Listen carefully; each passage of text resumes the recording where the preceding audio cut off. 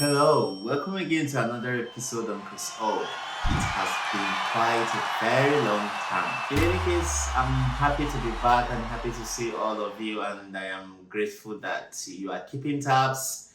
So, I am happy to see all of you. To my returning viewers, thank you for tuning in. To new subscribers, thank you always for subscribing. For those of you who do not already know me, I am Chris. I'm a graduate student at University of British Columbia, and I live and work in British Columbia, Canada. And in this YouTube channel, I mostly talk about fully funded scholarship for graduate education in the US and in Canada. And in today's episode, I'll be talking about fully funded scholarships in anthropology, or fully funded scholarship to study anthropology. In any ways, good to be back. Buckle on your shoes and tighten your belt. You're in for a ride.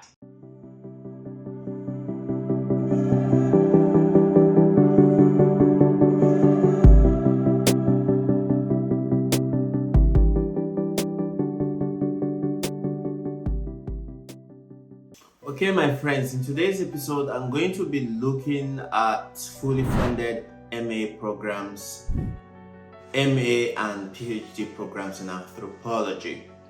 So in today's episode, I have 6 schools.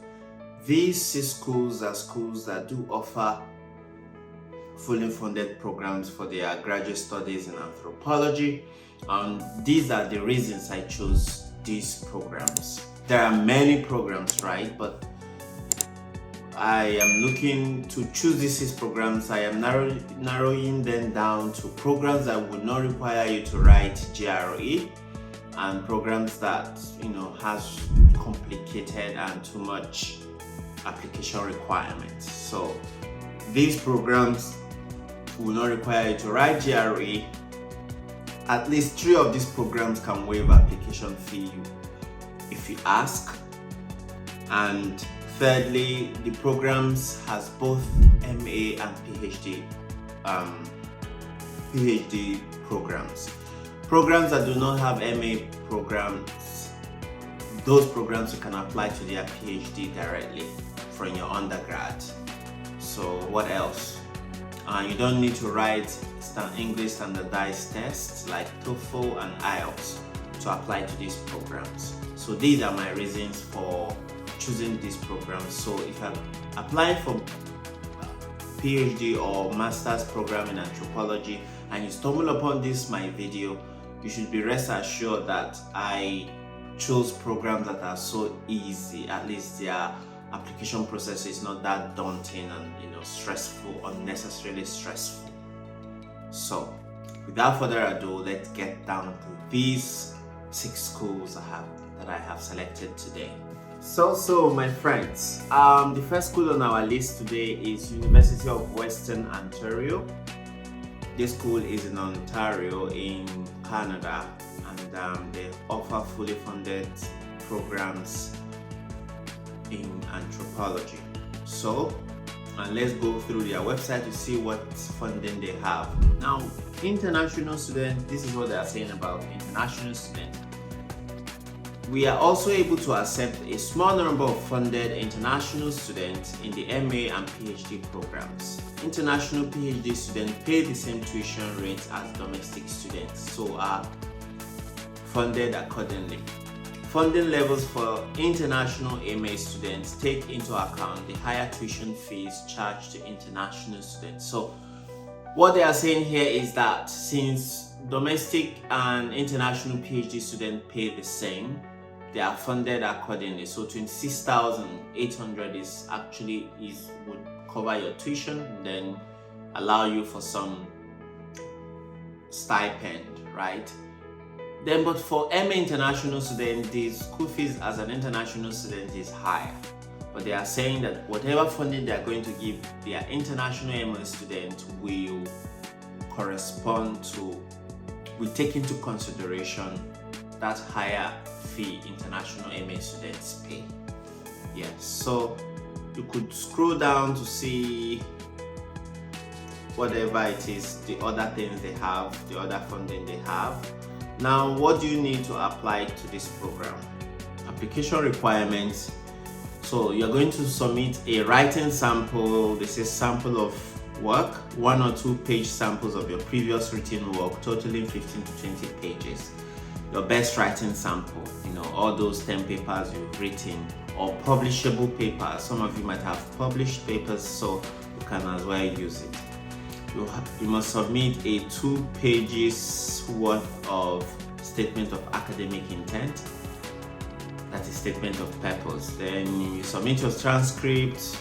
Your CV is optional, and then official English test scores. But like I said, if you studied with English language for your undergrad or for your previous studies, you can ask these English test scores to be waived. So before I jump into another school, here are some important things you need to know about applying to Western Ontario University. The deadline for application is December 15th. So if you are going to apply to this school, then you should start working on submitting your application. And don't forget this program. If you're not able to meet up this year, you can start prepping to apply next year. So the application is open until December 15th. And then other things you need to know, on their website they have this stuff, they say review process. Here they are saying that the quality of your application package consists in the extent of your research interest and support from the potential supervisor, the fit between the student, supervisor and program, and then their capacity to admit and adequately fund and supervise graduate students. So if they're not able to fund you, they can't admit you. And to apply to this program, like the rest of the programs I'm going to be discussing throughout this episode, you must contact the supervisors first before you are able to get the go-ahead to apply or to submit your application. Here we go. For the second school on our list is the University of Toronto. University of Toronto has 2 different kinds of masters of arts and masters of science in anthropology, and then they have their PhD in anthropology. The deadline to apply for these programs are as follows: December 2nd for their PhD program, and their master's program is January the 13th. So another thing you need to know for this program is that they are not admitting international MA students. So if you're an international student and you're interested in applying to this school, apply to their PhD program. How much is base funding? Well, the base funding will be $21,750 plus tuition and incidental fees and health insurance. So they're going to give you $21,000 plus your school fees and then your health insurance and every other incidental fees like bus pass, I suppose, union dues, what are they? All those, yes, all those other kind of fees we pay in our tuition. Yeah. So is there any other? So that is the amount, at least the base funding. They have other kinds of funding. If you scroll down, these are funding page. You will see different kinds of funding. You are assured of research assistantships, which will be 1,000 Canadian dollars, and then they have teaching assistantships, which all students without external funding must apply for TA-ships starting September.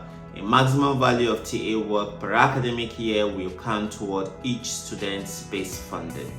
So your TA-ship is part of your base funding. So that is that for University of British Columbia. And so if you scroll down, you'll see other kinds of funding regardless of the base funding. So what do they have to apply to their program? You must have your bachelor's in anthropology or cognate disciplines. So you must have a good grade, like 2.1 and above. And then for international MA students, people who are interested in the MA program, they are advising you to apply to their program, to their PhD program. So you can see it here.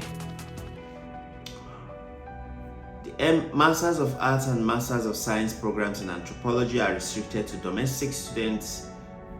However, international students, those requiring a visa to study in Canada with exceptionally strong undergraduate backgrounds, GPA of 3.7 or above, that is like first class, and who have earned an appropriate bachelor's program with a concentration in anthropology or cognitive discipline may apply directly for admission to the direct entry PhD program. So if you graduated with a first class, just apply to their PhD program directly. Yes. So yes, that is that for the University of Toronto. We move to the third school on our list. The third school is Johns Hopkins Krieger School of Arts and the Sciences. Their Department of Anthropology has only PhD programs. So as typical of US schools, they mostly do not have MA programs for their research degrees, or research programs. So people apply directly to PhD from their undergraduate studies. They are assuring applicants that their department provides 5 years of funding for graduate students in the PhD program. So funding beyond the 5 years and for summer field work can be obtained through the university sources or external sources. So they're giving you extra funding, like this is their base funding, right? And then they have this list of university funding opportunities that applicants or students can apply to. There are so many, so this is really a good school. So I tried to check like what is the average funding of PhD programs in this school, and it is like around 38,000. That is excluding your tuition. So they will give you 38,000, and then they will also pay your school fees, your tuition, incidental fees, and health insurance. So anyways, that is that. So what do you need to apply for this program? To apply for this program, you need completed application. That is the online application. You must have filled the form, and then your resume, your statement of purpose, which should not exceed 2 pages, single spaced, and then your personal statement, which is optional. Hope you know the difference between statement of purpose and personal statement. I have talked about it, and you can see where you can check my videos to the one where I have talked about the difference and how to write statement of purpose. So click that link above if you're interested in how to write statement of purpose. Then click the link above, and then either this way or this way, I don't know which one, but whichever way, you just see link pop up, just click it. It will lead you to the video where I talked about statement of purpose. And then personal statement application fee is $75, and then they need 3 letters of academic letters of recommendation, 3 of them. Then your writing sample should be between 25 to 30 pages, double spaced, and then they do not require GRE. The deadline for application is January 15th. So, and another good thing for this program is if you are admitted, especially those of us international students coming from third world countries, we will need help with relocating. So they give additional $1,500 for relocation, call it relocation grant. So all the best to all those who will be applying to these schools. Like the rest of the schools, if you're applying to this program, you must reach out to potential supervisors. So yes, that is that for Johns Hopkins.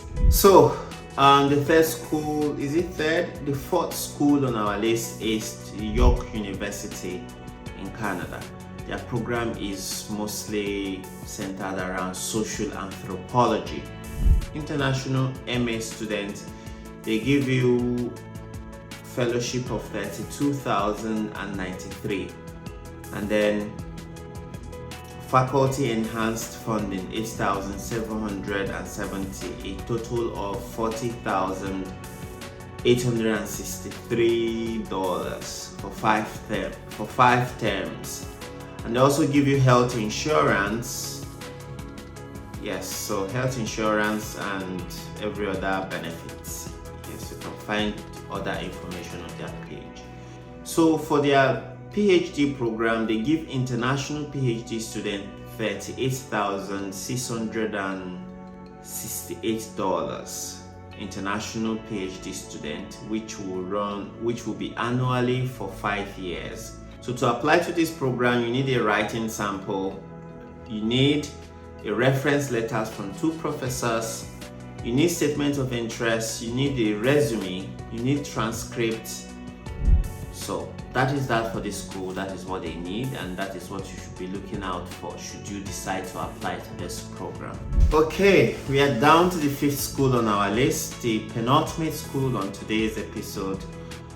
So this is the Syracuse University in the US for both their MA students and their PhD students. So graduate financial aid, they have university fellowship. Outstanding students are eligible for a university fellowship valued at $25,290. So they also have other kinds of funding available to their students. Their graduate assistantships go for $11,375 per semester. That is cool. Plus tuition, there are also occasionally full tuition scholarships available for qualified students, for qualified graduate students. So to apply to this school, you need the online application and of course the $75 application fee, which I suspect can be waived if you ask.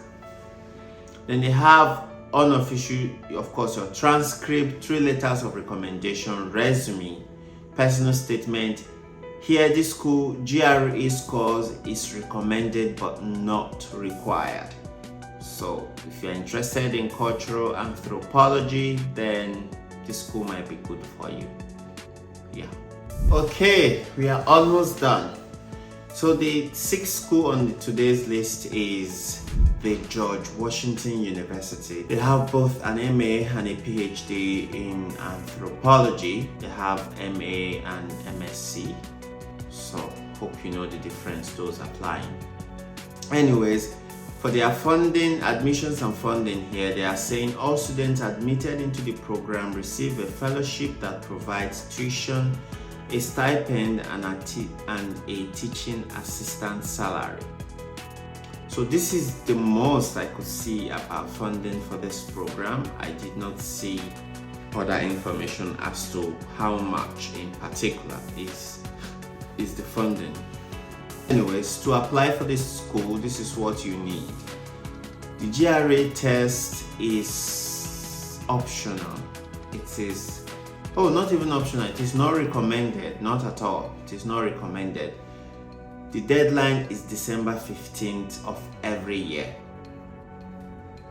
You need 3 letters of recommendation, 3 letters of academic recommendations, your transcript, of course, statement of purpose between 1,000 and 1,500 words.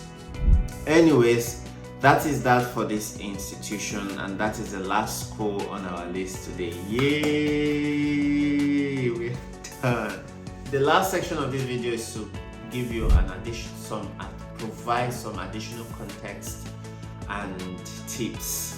If you're an international student and you want to apply to Canadian schools, be aware that funding information about MA programs might be incorrect. Like they might not, what is on their website might not reflect how much in particular is their funding, or if they even give funding in the first place. So, and given these recent cutbacks and this seemingly unfavorable stance towards international students in Canada, I would advise MA students applying to come to Canada to really think twice. They should apply broadly, right? So If you're applying to MA programs in Canada, let it be that that they are your safe schools after you might have applied to PhD programs and all that. So focus on American schools, that is the point. And if you're an undergraduate student, you don't have masters already, don't be afraid to apply to PhD programs. It is quite customary in the United States of America to apply for PhD programs with your bachelor's degree. Although it would help you if you graduated with first class,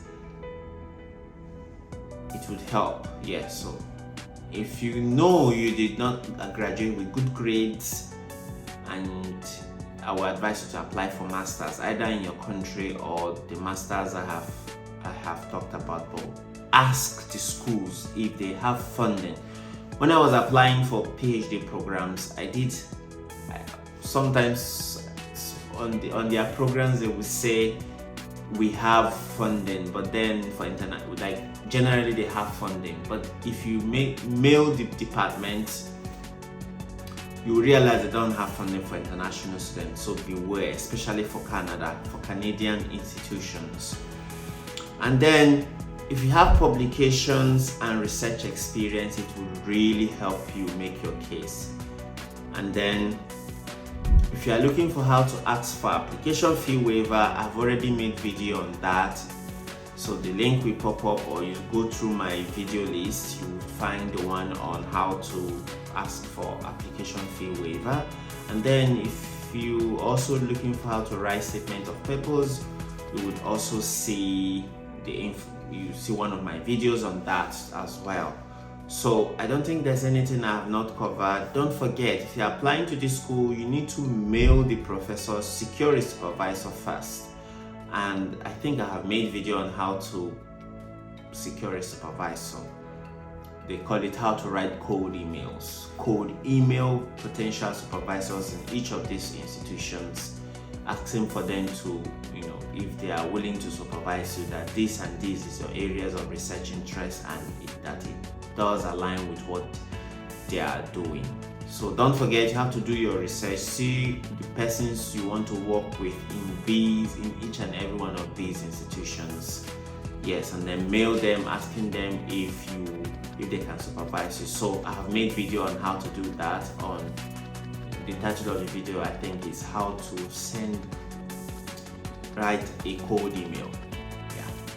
So, well, that is the additional info I want to leave with you today. And if you are watching to this point and haven't subscribed, come on, what is going on? Why haven't you subscribed? Why are you like this? Anyways, thank you for tuning in today, and I will see you next week. Who are watching this video, coming to my YouTube channel for the first time, I do hope you weren't disappointed. If you have questions to ask, don't forget to send me an email, or don't forget to leave comments in the comment section below, and I always respond to them. Yes, so thank you so much, and I will see you next week. Bye bye.